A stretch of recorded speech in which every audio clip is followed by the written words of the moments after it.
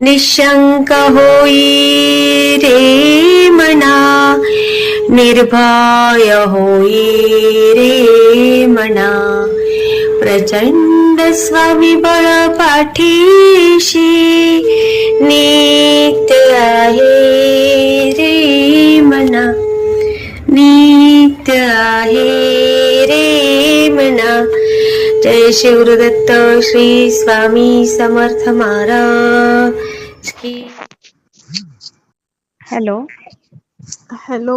हा बोला. अनुभव शेअर करतात ताई. हो बोला ना ताई, आहे वेळ चालूच आहे. हो ना, आम्ही इथं सिन्नर तालुक्यातून बोलतोय आम्ही. अच्छा, नाव सांगू शकता?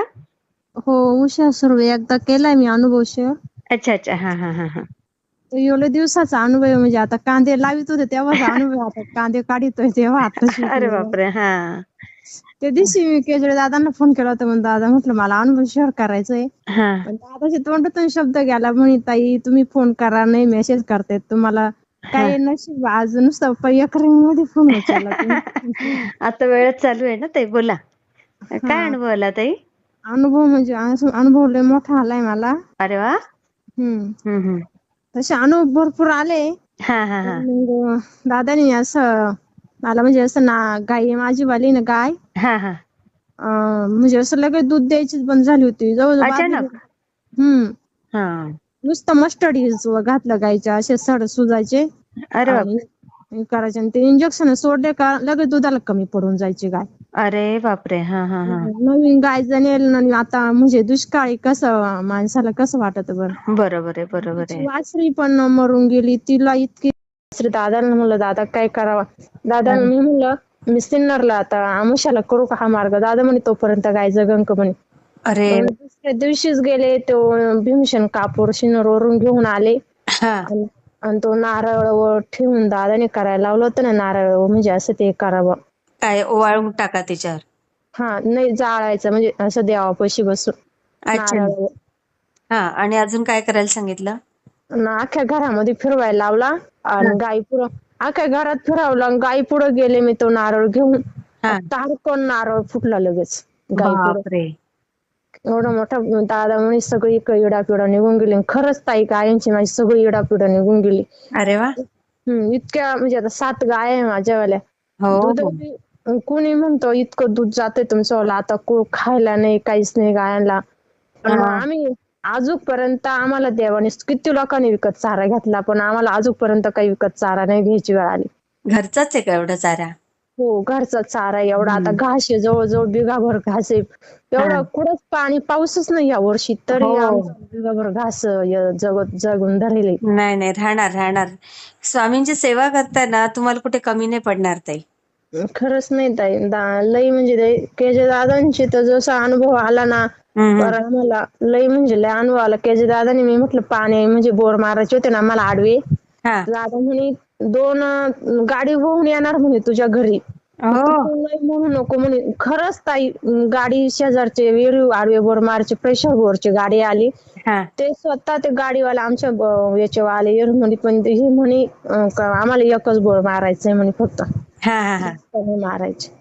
तर मग तरी पण कोणी आणलं माहिती का, शंकर नावाच्या माणसाने आणलं. अरे वा. माणसाचं नाव सुद्धा शंकर, आणि त्या माणसाने घरपोच माणूस आणला. अरे वा. मग लागलं बोरला पाणी? बोरला पाणी मग नाही ना, येणे मारलं नाही ना. मग दादा काय म्हणे, पाणी आहे तिथं, पादुका निघतील त्या वेळ, पण आवरा म्हणजे बोरच होती नाही ना. अच्छा अच्छा. हा हा हा. मी खूप प्रयत्न केलेले, 2-3 ठिकाणी बोर मारले, पण ज्या ठिकाणी बोर मारायला सांगितलं ना दादानी, हा. त्या ठिकाणी बोरच पुढे जाईना. म्हणजे पाणी खूप लागलं, थोडस पुढे गेला 7-8 फुटावर, हा. खूप पाणी लागलं, इतकं पाणी लागलं, आणि ते थोडा टाइम चाललं आणि लगेच निघून गेलं ते पाणी. तर दादा म्हणे पुढं बोर घालावं लागतील, पण तिथं काहीतरी तुम्हाला धन सापडेल किंवा हो. पादुका सापडतील, असं काही होईल अरे म्हणून. वा. पण आता येऊन पुढं ते कुणी एवढं आता खाली विहीर म्हणलं खोदायचं अवघड आहे नव्हते. बरोबर आहे. हा. मग म्हटलं आता पाहू, आता एवढं बंगल्याचं काम चालू आहे, उन्हाळ्यात परत आपण स्वतःच प्रेशर बोरची गाडी आणू. मग हा.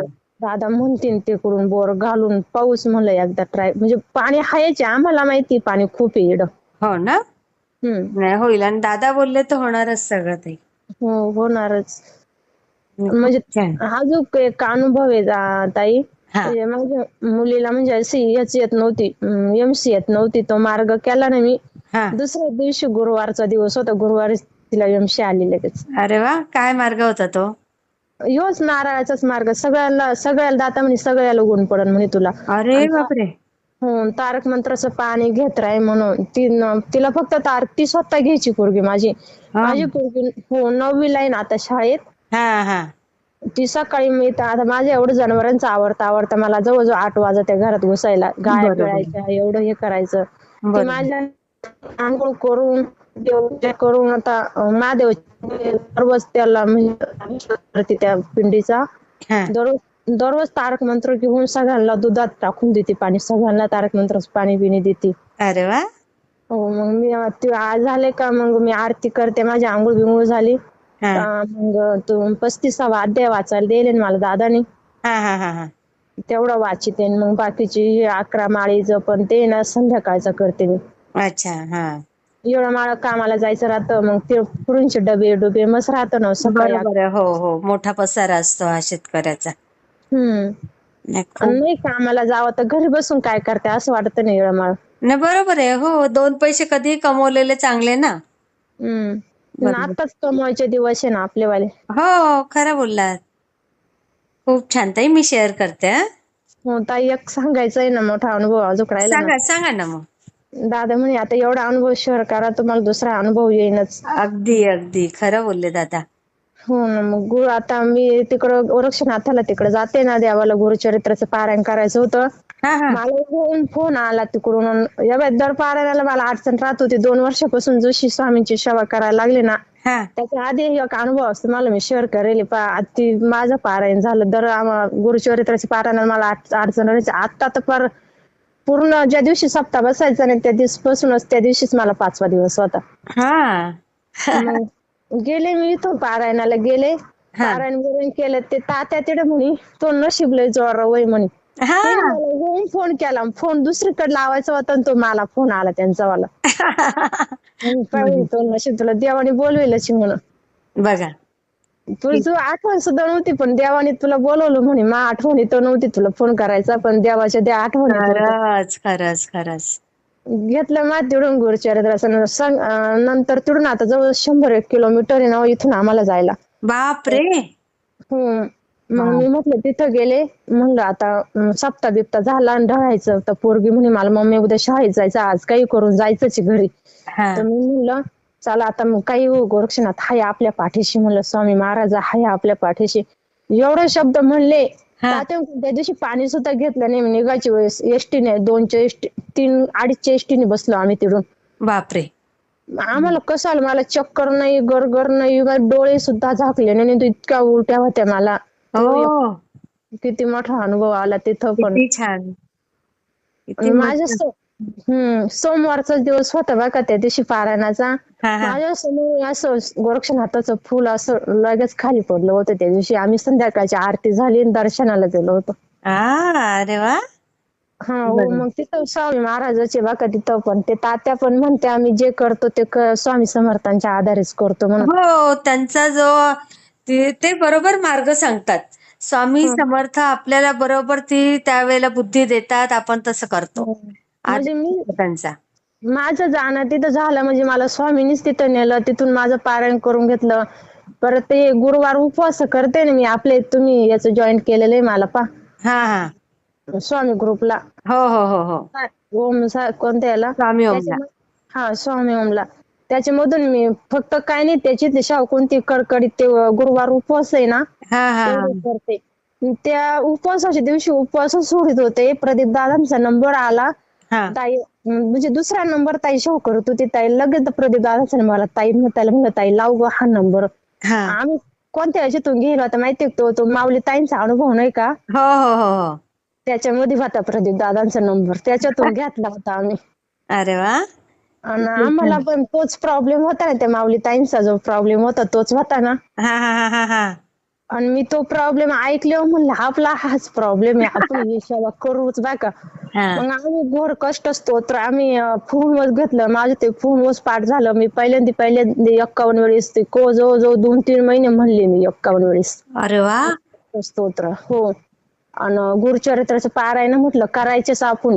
तर मग त्यावेळेस एक गुरुचरित्राचं पारायण केलं. अरे वा. मग हो मग मला तुमचा नंबर भेटला. मग मी तुम्हाला कॉल केला. तर मग तुमच्या याच्यावरून मला केजळे दादांचा नंबर भेटला. बरोबर. हा. केजळे दादांकडून सेवा भेटल्याच्या पुढून माझं सगळं लाईनीला लागत गेलं. अरे वा. अजून तुमची प्रगती खूप भरभराट होईल बघा आता ताई तुमची. हो ना. मला कसा वाटला ते मला कमेंटमध्ये नक्की सांगा. आणि व्हिडिओ आवडला असेल तर लाईक, शेअर आणि सबस्क्राईब करायला विसरू नका. आणि हो, तुमचेही असेच काही अनुभव असतील तर या दिलेल्या नंबरवर रात्री 9 ते 10 ह्या वेळेमध्ये तुम्ही शेअर करू शकता.